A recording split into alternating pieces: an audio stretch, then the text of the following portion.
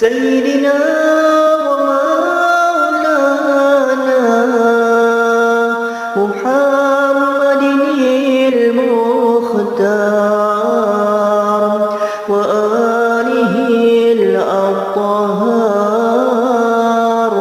وأصحابه الأخيار.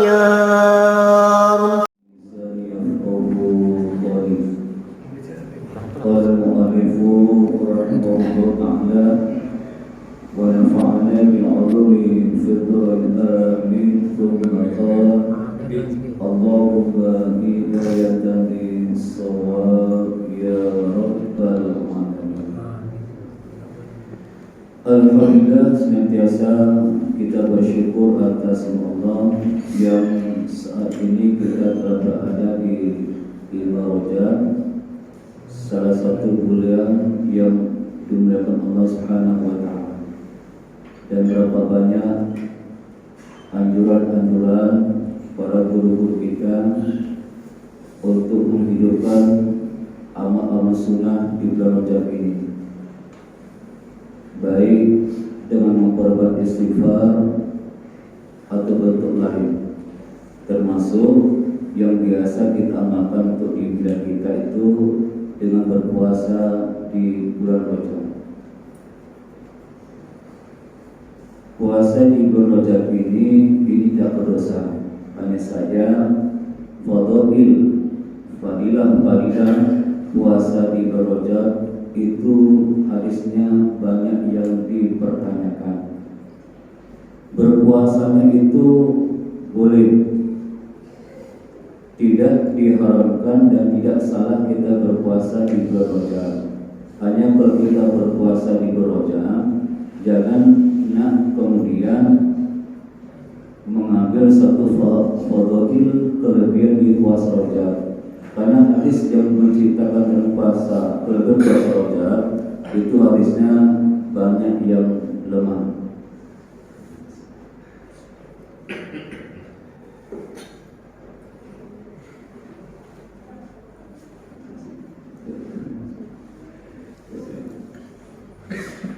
Jadi silakan ibu bapak kita berpuasa, silakan. Beda dengan Sya'ban itu memang dari sorry jelas tentang masalah kelebihan puasa Sya'ban, tapi di bulan Rajab ini masalah kelebihannya jangan kita ke situ, karena mencari kelebihan di puasa Rajab itu dalil-dalilnya itu banyak yang dipersiskan ulama-ulama kita. Jadi nak beramal di bulan Rajab silakan puasa, silakan bertasbih, berzikir semata-mata limardatillahi subhanahu wa ta'ala. Nah, kemudian kita juga banyak memperbanyak selawat serta salam kepada sosok manusia agung Sayyidina Muhammad sallallahu alaihi wasallam. Dan salah satu juga amalan terbaik di bulan Rajab ini senantiasa kita memperbanyak sholawat atas Sayyidina Muhammad sallallahu alaihi wasallam. Dan di antara umat Nabi yang paling bakhil di dunia, sangat berat hati, sangat berat lidah untuk melafazkan Allahumma sholli ala Sayyidina Muhammad wa ali Sayyidina Muhammad. Terlebih ketika disebut nama Nabi kita, tidak kita sambung dengan sholawat atas Nabi. Termasuk bila ada sahabat Nabi yang disebut, kita tidak mendoakan radhiyallahu anhu atau radhiyallahu anhum, itu pun kita kurang baik. Melanjutkan kaji kita tentang bab taharah nadu, bahwa Imam Nawawi menjelaskan tentang masalah taharah secara istilah. Menurut Imam Nawawi, inna raful hadasin aw izalati najasin aw mafi ma'nahuma aw ala suratihuma. Artinya bahwa taharah itu yaitu mengangkat hadas atau menghilangkan najis. Ini pembahasan kita lalu. Bahwa taharah itu hadas, au izal najas, atau menghilangkan najis, au mafi makna bunga, atau yang serupa pada keduanya, yang serupa dengan mengangkat hadas, yang serupa dengan mengangkat hadas, atau kemudian au ala surahuma, atau kemudian yang surahnya yang tadi semakna, yang tadi surahnya sama dengan mengangkat hadas atau menghilangkan najis. Inilah toharoh Imam Nawawi, seorang ulama besar di kalangan mazhab Imam Syafi'i rahimahullahu ta'ala, sallallahu Muhammadin. Nah, kemudian menjelaskan Al-Imam Ali Sohibulisi, ini juga ulama Syafi'iyah, ulama di mazhab Syafi'iyah, menjelaskan tentang toharoh menurut Imam Nawawi tadi, dijelaskan oleh Imam Ali Sohibulisi. Jadi kalau ketika menjelaskan tentang definisi yang dipakai ulama-ulama dulu, ini ulama juga yang menguraikan, bukan macam saya. Ini bukan kelas saya. Kalau ulama membahas satu kaidah, maka kemudian ulama juga menjelaskan tentang kaidah-kaidahnya tersebut. Jadi ada batasan-batasannya. Ada yang ini boleh, yang ini tak boleh, itu ada syarat-syaratnya. Jadi untuk membahas tentang kajian-kajian diniyah agama itu ulama kita kok sekarang cuman bahasa kasarnya, sudah ada pisang yang sudah masak, dikupas kulitnya, tinggal kita makan saja sekarang. Kita sekarang itu, ini bahasa kasarnya, bahasa kasar itu wajib. Nah, lantas kemudian apa kata Imam Ali Sohibulisi tadi? Bermula, barang yang pada makna mengangkat hadas itu seperti tayamum. Tadi Imam Nawawi berkata ini, inna raful hadas. Apa itu taharah? Bahwasanya taharah itu mengangkat hadas. Maka kemudian Allah fi maknahuma, apa yang semakna dengan taharah tadi? Apa semakna dengan mengangkat hadas? Mengangkat hadas ini kan dengan wudu. Lantas yang semakna dengan wudu itu apa namanya? Yang semakna dengan wudu itu ini dicontohkan oleh Imam Ali Sohibulisi adalah seperti tayamum. Jadi yang semakna dengan wudu tayamum. Jadi wudu itu dia bukan pengganti tayamum, beda. Wudu itu semakna dengan tayamum. Apa hikmahnya?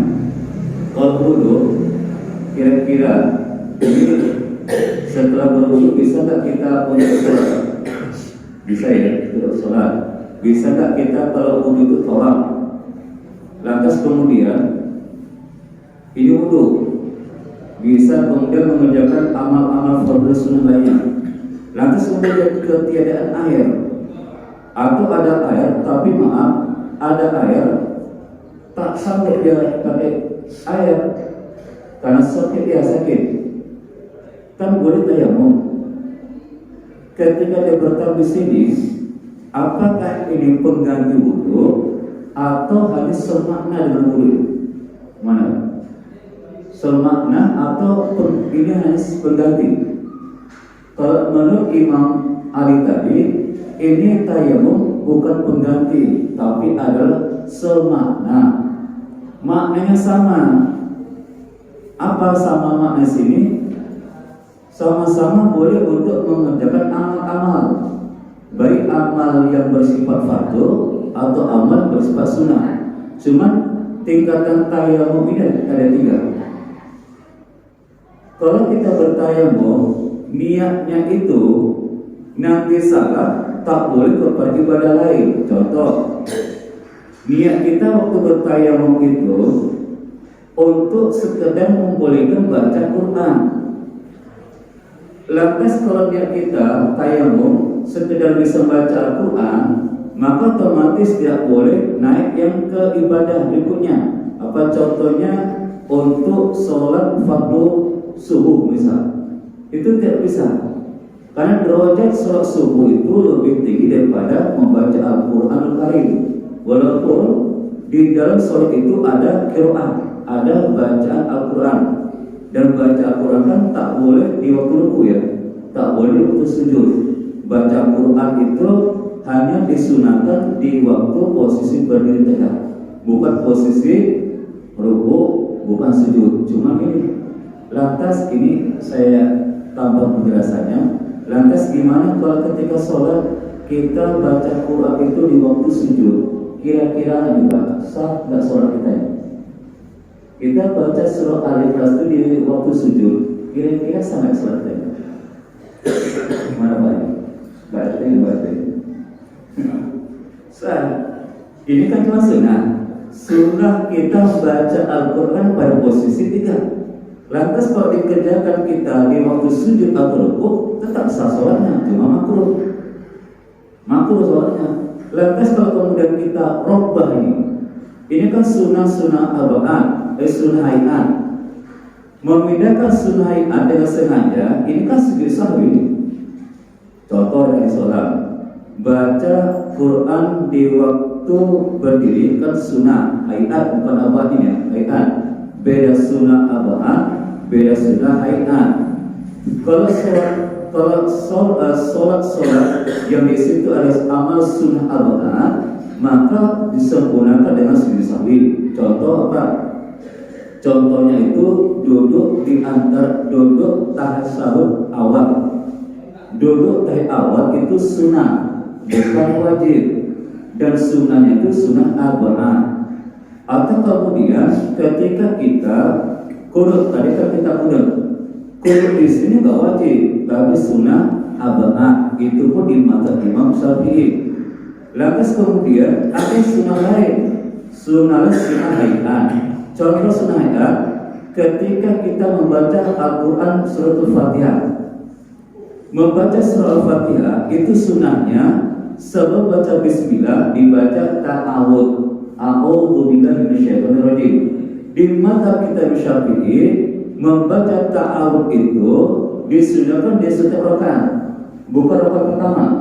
Di setiap rakaat disunahkan baca a'udzubillahi minasyaitonir rajim sebelum membaca bismillah. Seluruh rakaat ya, rakaat 1, 2, 3, 4. Berbeda kalau di mazhab Imam Abu Hanifah. Di Imam Abu Hanifah membaca ta'awud itu sunnah. Kapan? Di waktu rakaat pertama. Rakaat 2, 3 itu yang sunnah. Di situ bedanya. Cuma persamaannya, membaca ta'awud itu hukumnya sunnah. Jadi maaf ibu bapak, kalau waktu semalam atau dulu sholat langsung baca bismillahirrahmanirrahim saat sholatnya, cuma kurang baik. Kenapa kurang baik? Tidak dibaca a'udzubillahi minasyaitonir rajim. Jadi besok selepas mengaji ini, maka kalau kita nggak baca a'udzubillah, esok sholat zuhur baca a'udzubillah supaya amal kita bertambah. Walaupun sunnah dan sunnah hayat. Nah sunnah hayat ini kan tidak perlu sujud sahwi, tak perlu sujud sahwi kalau sunnah hayat. Tapi ini lain hanya memindahkan. Kita pindahkan sunnah hayat pada rukun yang lain. Contoh, sunnah hayat baca Al-Quran di waktu berdiri, kita pindahkan di waktu ruku. Memindahkan di sini, ini tetap sah sholatnya, cuma dianjurkan sujud sahwi. Kira-kira Pak Haji kenapa ya? Lupa Pak Haji. Subhana Rabbil Azim kita baca di waktu sujud. Pada waktu sujud Subhana Rabbil A'la. Ini kan sunnah hayat. Tapi ketika kita sengaja atau ini kita lupa, tapi begitu kita lupa Subhana Rabbil A'la pada kita ruku, begitu kita teringat ini saya ruku, bacaannya Subhana Rabbil Azim. Saya baca subhanallah, seketika itu rubah ini kepada bacaan tasbih di waktu ruku, jadi waktu sujud. kalau tetap kita buat juga, sementara kita ingat hal itu bukan tempatnya, ini sunnah untuk sujud sahwi. Itu Pak ya, sujud sahwi itu sunnah, nggak wajib. Tapi kalau imam sujud sahwi, makmum wajib sujud sahwi. Bila imam tidak sujud sahwi, makmum tetap dianjurkan sujud sahwi. Itu beda. Bila imam sujud sahwi, makmum wajib melakukan seperti imam buat. Bila imam tidak sujud sahwi, makmum tetap dianjurkan sujud sahwi. Kapan sujud sahwi bagi si makmum? Setelah imam salam yang pertama. Salam pertama, imam tak sujud sahwi dan nyata kita sujud sahwi. Itu dianjurkan oleh ulama-ulama kita. Nah, ini contoh di kasus tentang tadi yang semakna bahwa tayamum hanya semakna dengan wudu, tapi derajat tayamum 3 ya. Tadi niat tayamum itu kalau untuk qiraatul Quran, membaca Quran, maka kita tak perlu pakai untuk sholat fardu.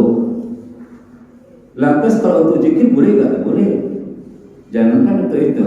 Orang yang ketika berhadas, hadas besar, apa contoh besar? Contoh besar, maaf ya, haid. Itu haid kan hadas besar ini. Nah, kalau haid hadas besar, boleh nggak baca afdhal dzikri la ilaha illallah? Kan boleh. Boleh nggak baca ya hayyu ya qayyum ya hayyu ya qayyum? Bahkan amalan di rojab ini Pak, perbanyak baca ya hayyu ya qayyum ya hayyu ya qayyum. Amalan kita di rojab berapa? Minimal 100 kali. Ini salah satu nama Allah. Salah satu nama Allah ya hayyu ya qayyum. Jadi ketika orang lagi haid, boleh nggak baca ya hayyu ya qayyum? Boleh, boleh. Tidak berdosa walaupun kondisi hadas besar. Nah, ketika dia bertayamum, niatnya itu untuk sholat, li istibahah, untuk memberikan sholatnya. Boleh nggak baca Quran? Boleh. Boleh nggak untuk ini? Boleh. Tapi untuk tayamum kekuatan satu, nggak bisa dengan wudu. Kalau wudu, satu wudu kita boleh untuk sholat seberapa sholatnya, selama syaratnya tidak batal wudu, tak batal wudu.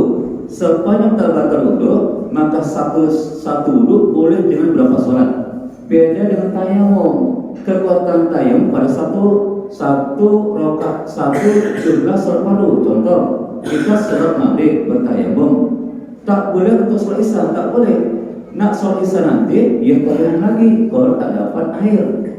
Makanya ini beda kekuatan menunjukkan bahwa tayamum bukan sebagai pengganti, tapi tayamum sebagai semakna dengan wudu. Ini kira-kira apa ya Pak? Pak ya? Tolak dulu, saya.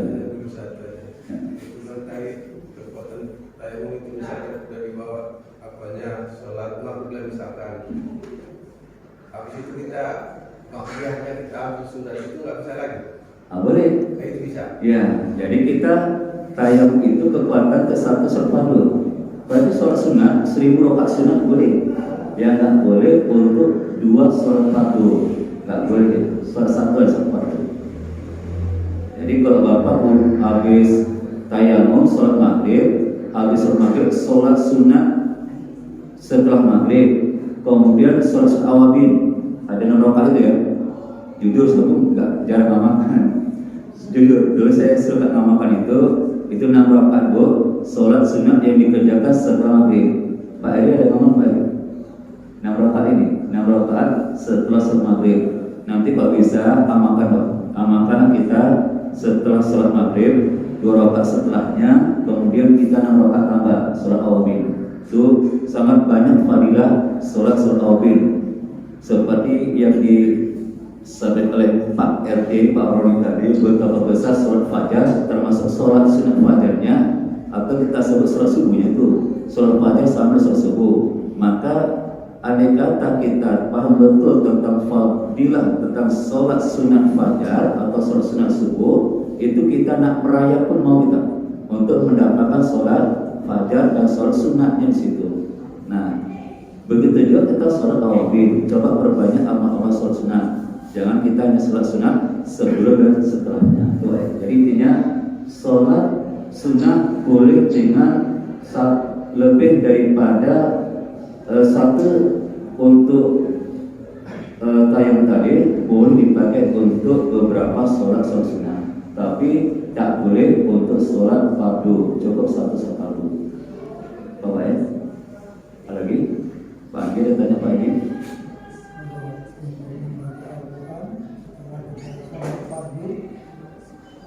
Ah ya. Boleh.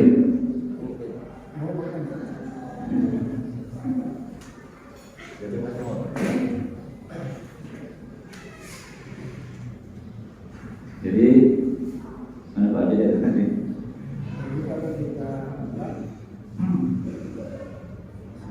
Bulan dengan tayamum karena mungkin disebabkan kita kena air ya kan, kita dan sebagainya. Kemudian setelah itu kita baca Al-Quran, ya, apakah itu boleh? Ya kan? Berarti kan kita sudah dipakai untuk sholat fardu. Apakah kita boleh membaca Al-Quran dengan tayamum itu? Jadi terima kasih lagi. Kita satu tayamum, kita gunakan sholat maghrib misal. Setelah itu sholat sunat, seberapa sholat sunat. Setelah itu sampai sholat sunat kita gunakan untuk baca Quran boleh. Karena derajatnya sholat fardu itu lebih tinggi daripada sholat sunat dan baca Al-Quran. Jadi boleh dengan satu tayamum boleh untuk beberapa sholat sunat dan boleh untuk membaca Al-Quran Al-Karim boleh. Tapi nggak boleh niat tayamum untuk baca Al-Quran dia gunakan untuk sholat sunat, nggak boleh. Atau digunakan untuk sholat fardu, nggak boleh. Tapi gini, misal Pak Haji niat tayamum itu untuk sholat sunat ya, sholat sunat boleh nggak Pak Haji untuk sholat fardu? Nggak boleh. Tapi boleh nggak untuk baca Quran? Boleh, boleh ya. Jadi tiga tingkatan. Mana Pak Haji? Kemudian itu yang dibasuh tayamum itu apa saja? Apa kan tadi katanya ada tiga. Yang tiga itu apa saja yang harus kita basuh? Ya. Jadi sebuah kalimat fatayyamu sa'idan thayyibah, maka bertayamum kamu dengan air suci yang tanah debu yang suci tadi. Famassahu biwujuhikum. Nah, yang waktu kita sapu itu apanya? Apakah seluruh anggota tubuh? Enggak. Ada famassahu biwujuhikum, wajah, yang disapu wajah. Jadi yang pertama wajah yang disapu, batasan wajah lah. Setelah itu wa aydikum minhu. Nah setelah itu apa lagi? Setelah wajah tangan. Jadi yang ditayamumkan pada dua anggota, yang satu pada wajah, yang satu pada tangan. Cuman ini bukan basuh. Kata-kata sini famassahu. Jadi sapu, beda menyapu, beda membasuh. Kalau dia membasuh dialirkan. Nah kalau debu dialirkan mak susah ini. Jadi nanti repot kok dialirkan ya. Cukup disapu dan tak perlu tebal. Nanti aja tak perlu tebal untuk menyapu debu ya. Tanah yang berdebu, bukan tanah tok. Sekali aja. Sekali. Kalau wudhu sunnahnya 3 kali. Kalau tayamum satu pada wajah, sekali pada tangan kanan, sekali pada tangan kiri. Nah, cuma satu. Nah, itu baik. Satu. Stop. Mana? Sujud sahwi kalau kita pakai model Imam Syafi'i membaca subhana man la yanamu wa la yasru. Oh, saya tak hafal itu. Gimana ya? Baca subhan rabbil a'la. Itu pendapat Imam Hanafi. Pendapat Imam Hanafi, sujud sahwi bacanya subhana rabbil a'la. Lantas udah saya nggak pakai versi itu, nggak bisa saya baca apa subhana tadi, malenam tadi, cukup sujud saja tanpa bacaan, sudah memadai. Cuma sebaiknya baca subhana man la yanamu wa la yasku. Itu kalau hafal, nggak hafal sujud aja, nggak apa-apa. Nah, itu ada. Tapi sujud satu 2 kali ya, jangan satu. sahwi 2 kali dalam pendapat utama Imam Syafi'i, bukan sekali. Walaupun seolah ada pendapat menyatakan sekali, tapi tolonglah mengamalkan ibadah ini kalau bisa pendapat yang kuat, jangan pendapat yang lemah. Jadi, ada ulama mengatakan susah sekali, ada memang. Masalah kita pakai pendapat yang kuat, sujud sahwi cukup 2 kali, enggak dengan sekali sujud. Itu dia. Kebarunya, lagi apa? Soal? Ada apa? Kira-kira? Ada, kita lanjut ya. Apabila imam sujud sahwi maka wajib sujud sahwi. Jadi kalau imam misalnya sujud sahwi karena mungkin melakukan atau imam sujud sahwi ini kan karena tadi rukun ataupun penempatan bacaan tadi tidak pas pada tempatnya. Bacaan tadi yang kan sunnah membaca sunnah sunnah membaca subhanallahil azim pada saat ruku dibaca pada saat sujud. Maka tadi Ustaz tadi harus sahwi. Karena dia ingat sengaja melakukan itu kan salah ingat itu harus sahwi. Sementara makmum tadi kan tidak mengerti itu. Jadi cemana itu makmum tak mengerti apa sahwi imam tadi. Gini, memang ini berwajib sunnah imam melakukan sujud sahwi ketika meninggalkan masalah yang apa? Ya sunnah al-had atau lupa di masalah rukunnya atau memindahkan sunnah hayat. Contoh memindahkan sunnah hayat, kita ruku bacakan subhana rabbil azim.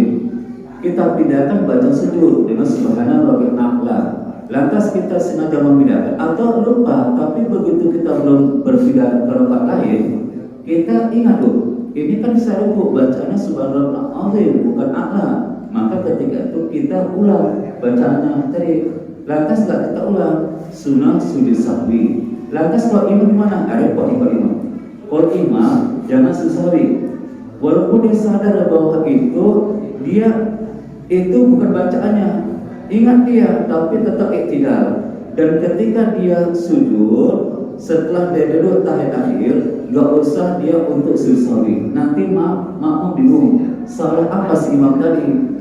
Bacaannya pas, jumlah rakaatnya pas, kok sujud sahwi? Nanti fitnah muncul. Bagusnya itu kok kita usah sendiri. Pas kita usah sendiri, kita buatlah. Kalau bagi imam jangan. Nanti dikhawatirkan maaf ini. Makmum kondisinya berantakan posisi makmum. Jangan kan gitu. Sujud tilawah saja, makmum yang nggak pernah bingung nih. Ini kok nambah rakaat ini? Ini sujud tilawah, apalagi yang ini sudah betul bacaannya menurut si imam tadi. Kok tiba-tiba sujud sahwi? Apa kesalahan imam? Nah, makanya untuk yang ini nggak usah. Kita mencari jalan selamat bagi imam. Jangan kita mengamalkan yang sunnah, akibatnya rusak sholat di makmum tadi. Karena makmum itu ilmunya nggak sama-sama. Bagi kita tahu, mungkin imam itu bacaannya yang jadi dirubah sehingga dia sahwi. Yang tahu, yang tak tahu, ini bermasalah orang ini. Nah itu orangnya. Cuma saya tambah Pak Haji sering kalau cuma subuh kan alhamdulillah menyampaikan tadi hal tadi di subuh tadi. Cuma gini, jangan salah juga. Gini, orang yang di subuh Jumat dia niat untuk sujud tilawah, sholatnya batal. Dalam mazhab Imam Syafi'i, begitu Jumat kita subuh Jumat dan kita kan amal rutin. Nah, tapi ketika itu kita niatkan untuk sujud tilawah, memang belum sholat. Tapi ketika itu kita niatkan, nanti saya sujud Jumat, saya sujud tilawah, otomatis sholatnya batal. Otomatis batal sholat. Sekarang di subuh Jumat itu yang ditekankan Nabi sujud sajadahnya atau baca surah. Kalau yang ditekankan ke sujud tilawah, banyak surah Ar-Ra'd itu pun ada perintah sujud. Surah Al-A'la, Iqra bismillah pun di penghujung itu ada perintah sujud. Jadi kalau maaflah yang ditekankan itu sujud tilawahnya, ngapain kita sampai tamat 30 ayat? cukup 2 ayat sebelum perintah sujud, 2 ayat setelah perintah sujud, kan aman, pendek ringkas ringkas ini. Cuma yang diperintahkan Nabi itu ke sujud tilawahnya. Nabi itu setiap Jumat membaca surah Sajdah. Yang di dalam surah Sajdah ayat 15 itu ada sunahnya untuk sujud. Makanya dia tidak diganti dengan surah Ar-Ra'd. Ar-Ra'd itu kan ada kan perintah sujud, sama juga di ayat ke-15. Kenapa kok nggak dipakai surah itu saja? Kok surah Sajdah? Karena sunahnya Nabi di Jumat itu surah Sajdah. Kebetulan di dalam surah Sajdah itu ada perintah sujud. Jadi kita sholat subuh Jumat niatnya bukan untuk sujud tilawah, batal. Ingat Pak. Jadi Pak Haji pernah ngomongkan nanti kita nak sholat subuh Jumat ini perintah Nabi membaca surah Sajdah. Dan di surah itu berkebetulan ada perintah untuk sujud. Nah itu ada gitunya. Jangan kita nak nanti sholat subuh ini ada sujud tilawah. Nah ini tolong penekanannya bukan pada sujudnya, tapi qiraahnya. Kalau dia di situ penekannya Pak, batal sholat kita Pak. Sayang Pak, kita sholat batal sebab salah dalam i'tiqad kita. Saya nggak tahu dulu, nggak tahu maaf.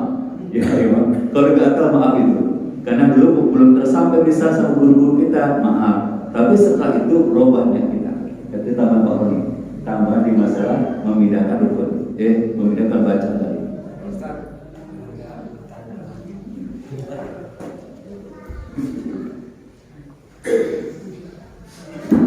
Ibu mau nanya boleh nanya Bu ya, bebas Bu mau nanya bebas Bu. Tadi kan Pak Ustaz sampaikan bahwa duduk tahiyat awal itu adalah sunnah, ya. Jadi terkadang imam ini lupa, dia nggak sujud duduk tahiyat awal, kemudian langsung berdiri, Allahu Akbar. Nah, ini makmum kemudian kan subhanallah, si imam turun lagi dia.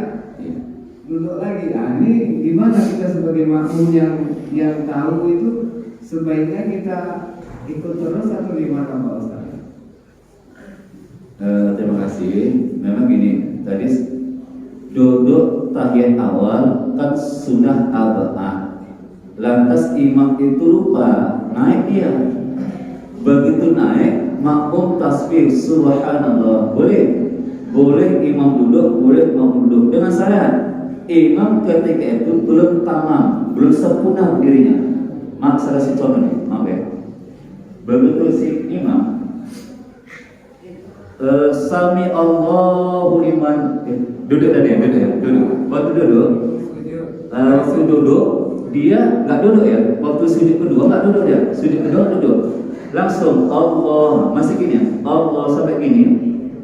Ini begitu subhanallah kata si makmum kan belum sempurna nih kan, kalau masih ini belum sempurna. Begitu belum sempurna, sunnah duduk, tapi tanpa takbir, jangan pula gini. Begitu Allah naik, duduk pun naik, turun Allah, jangan. Tetap dia duduk tanpa ucapan takbir. Lantas makmum tetap dia kan duduk nih. Tapi maaf, bila imam sudah gini, Allahu Akbar, makmum tetap subhanallah, makmum batal. Bagaimana caranya makmum berdiri? Jangan dia berkeras hati untuk berdiri untuk duduk. Yang salah berimam, yang salah makmum. Batal si makmum sebab imam sudah berada pada gerakan rukun selanjutnya. Itu batal. Jadi ketika makmum subhanallah, kemudian imam kan udah berdiri, bahkan kadang-kadang udah baca Bismillah, subhanallah, turun lagi. Rupanya gini, imam itu sudah betul, Bapak sudah kata bis kan, 3 huruf kan, basin 2, bismi kan. Jadi duduk dia batal lah, imam batal, makmum batal. Imamnya dia udah betul dia duduk, makmum tetap duduk juga sama-sama. Ini kelompok sholat yang batal. Ini kejadian juga, betul Pak Sujarto, betul. Ada kasus kejadian imamnya mungkin dia tak pakih dalam masalah sholat, dia berdiri lurus, kemudian duduk. Makmum pun tak paham di masalah bab ini, sama-sama duduk, maka otomatis keduanya wajib diulang sholatnya. Ulang sholatnya. Makanya Pak, di mazhab Imam Syafi'i mana yang lebih utama? Orang hafal 30 juz dengan orang hafal 7 juz amma. Juz amma pun bukan dari amma tasalul, hanya surah dari katakanlah dari surah turun ke bawah. Lebih utama mana nih? Tapi dia ini pakih dalam masalah sholat. Yang satu habis 30 juz, tapi gak pakih, gak ahli dalam masalah ibadah sholat ilmunya. Lebih utama mana Mas Gato? Utama orang yang paham hukum ketimbang yang 30 juz Quran. Kenapa? Karena ketika hafal 10 juz, gak tahu masalah ibadah sholat, terjadi kasus ini. Sama maaf kejadian di Masjid Firdaus. Saudara yang baca surahnya panjang betul, tapi ketika begitu rakaat kedua baca takbir lupa dia. Takbir yang itu takbir sunnah tadi, Allahu Akbar lupa dia. Langsung betul berdiri rakaat kedua langsung baca Bismillah, tasbihlah si makmum heboh. Lupanya maaf. Akhirnya diulang ke baca takbir lagi. Ini sia-sia nih, gak ada apa-apa, mana makruh perbuatannya, tapi tak batal dia, tapi makruh. Ini kenapa?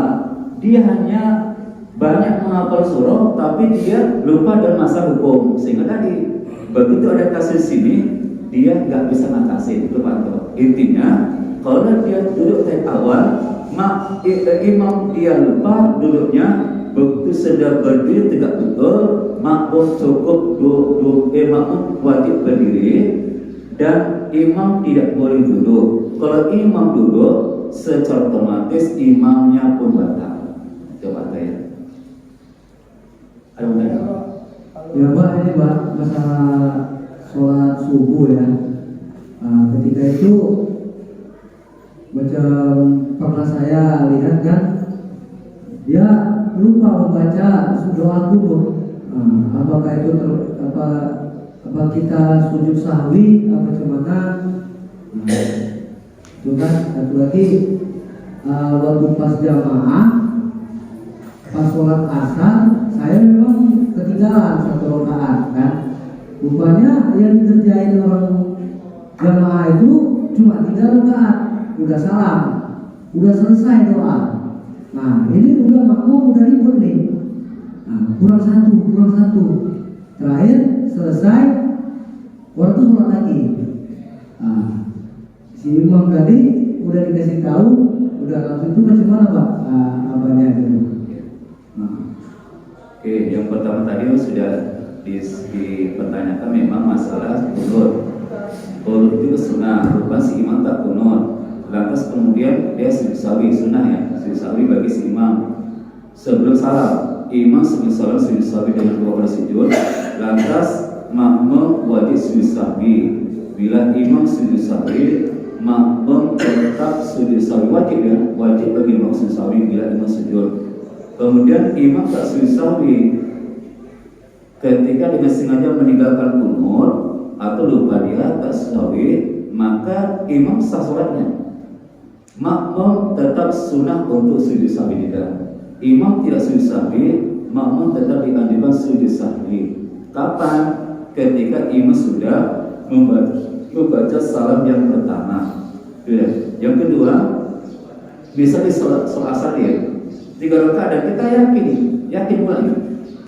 Dan semua sepakat yakin pula ini jamaah itu kalau itu imam 3 rakaat. Tapi imam salam dikasih tahu tetap istiqamah imam itu 3 rakaat salam gitu kan. Tak ada saya untuk berpikir misalnya apakah tadi saya di makmum itu saya ada kurang jumlah atau keliru jumlah, enggak situ ya. Pokoknya yakin 3 rakaat ya. Lantas gimana? Makmum ketika itu jangan salam. Begitu 3 rakaat imam salam, kita naik tambah 1 rakaat lagi baru salam. Lantas kita salam juga, mau berebut habis itu wajib diulang dari awal. Wajib. Karena dia ngobrol ya kan. Tapi kalau belum ngobrol, tadi kurang saya, gak usah ulang, tambah 1 rakaat. Gak usah ulang. Tadi ngobrol udah ya? Ngobrol imam tuh udah gini-gini. Iya Pak, cuma ada kasus juga kan yang pasar itu ustaz pula yang khotbah. Memang sama sekali nggak ada yang tahu, cuma satu yang tahu kan, didatanginya Pak, kurang satu lagi Pak. Selain ustaz itu naik, Allahu Akbar, kita beri satu lagi, semua mau ikut. Betul. Cuma tadi imam kan nggak ada ngobrol juga. Nggak ada. Pas posisinya kemarin itu memang tak pernah apa kan ribut semua, kurang satu. Nah, si imam tadi nggak ada ngomong. Ya langsung dia nambah. Enggak, dia udah apa langsung pulang dia. Langsung pulang. Bagus itu. Udah mulai tadi lah mengambil inisiatif, nambah satu orang lagi. Gitu.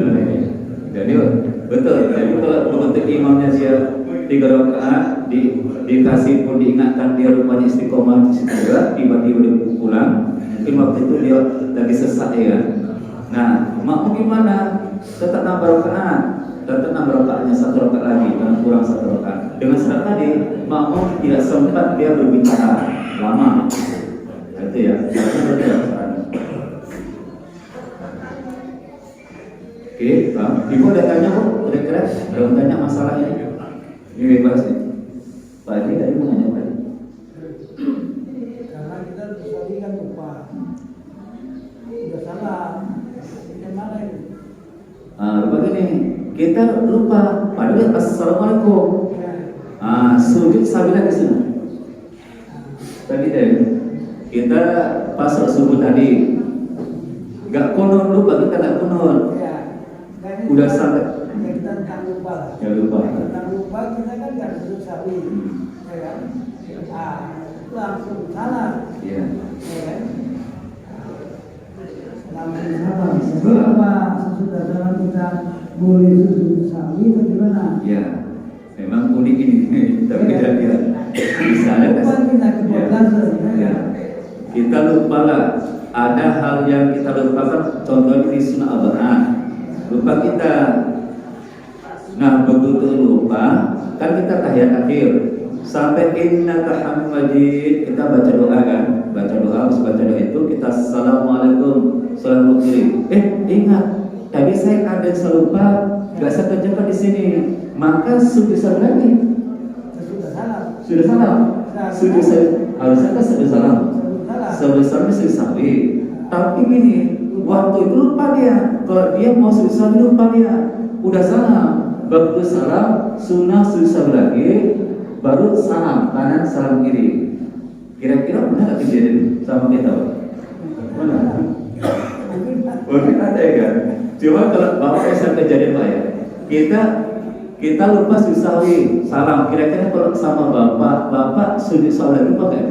Kalau sama bapak terjadi di sana, mana Imam?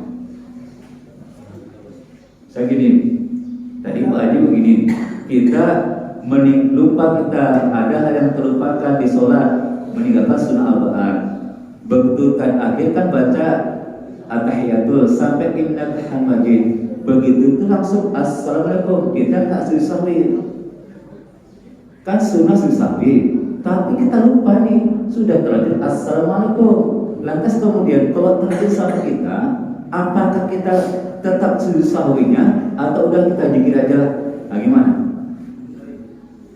Tetap sujud sahwi, dianjurkan sujud sahwi, dan sujud sahwi dua sujud, kemudian salam lagi. Jadi salam dua kali Pak Haji, dua salam. Nah itu dia. Itu kalau terjadi, itu maka guna apa? Mengaji. Begitu ada masalah itu, kita tahu ngatasinya Pak Haji, tahu ngatasinya. Itu indahnya mengaji Pak Haji. Ini ada bisa makmum yang istiqomah dengan kunutnya. Saking istiqomahnya lah itu kan. Jadi imamnya lupa kunut. Jadi kalau lupa kunut kan sunnah dan sujud sampai itu kan. Jadi imamnya memang lupa. Dan tahunya kenapa kok sujud ke bapak itu tadi lupa agak kunut. Tahunya setelah itu kan. Jadi masalah hukumnya.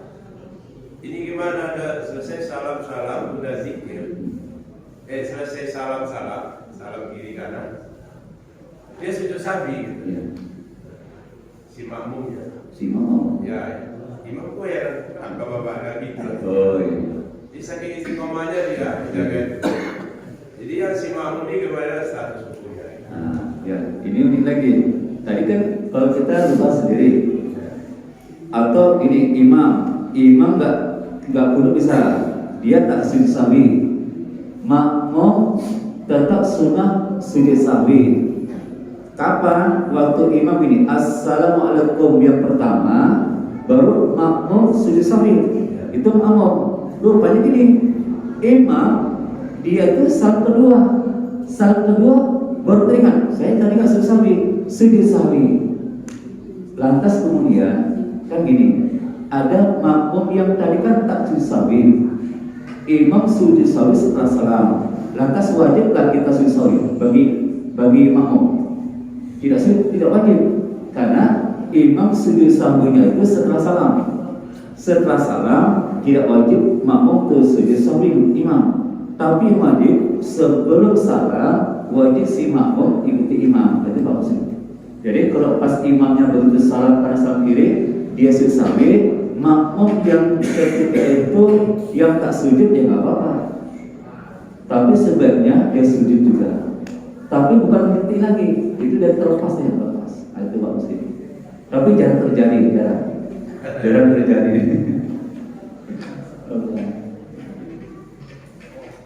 Ada yang menanya kira-kira? Pak. Definisi makruh itu apa sih Pak? Ya. Dikatakan definisi makruh. Makruh ini perkara yang dia dilarang tapi tidak dikuatkan larangannya. Contoh, larangan di sholat itu apa? Berbicara dengan sengaja, bergerak berturut-turut 3 kali. Itu larangan yang keras. Makruh itu dia dilarang tapi tak keras. Contohnya apa? Ketika itu dia tidaklah membaca a'udzubillah. Itu larangan. Mesti buat, tapi ditinggalkan tidak sampai merusak. Atau ketika tidak tahiyat awal, itu mesti start awal, tapi dia buat, itu kan dilarang kalau kita tak tahiyat. Larangan tak kuat, sehingga tetaplah ketika itu tak batal sholatnya. Kalau di sini, kalau di makanan, kalau dia kan banyak contoh lagi dari sholat, contoh sholat. Kira ada apa ya? Nanti kita tunda ya, udah mau jam 7 juga. Mohon maaf, ini kajiannya nggak awal ini. Doa yang belum tepat diberikan. Bismillahirrahmanirrahim. Alhamdulillah wassalatu wassalamu ala alihi wa sahbihi ajma'in. Allahumma shalli wa sallim ala sayyidina Muhammad wa ala sayyidina Muhammad. Rabbana zidna ilma wa rzuqna fahma wa amalan shalihan. Rabbana atina fid dunya hasanah wa fil akhirati hasanah wa qina adzaban nar. Walhamdulillahi rabbil alamin. Assalamualaikum warahmatullahi wabarakatuh.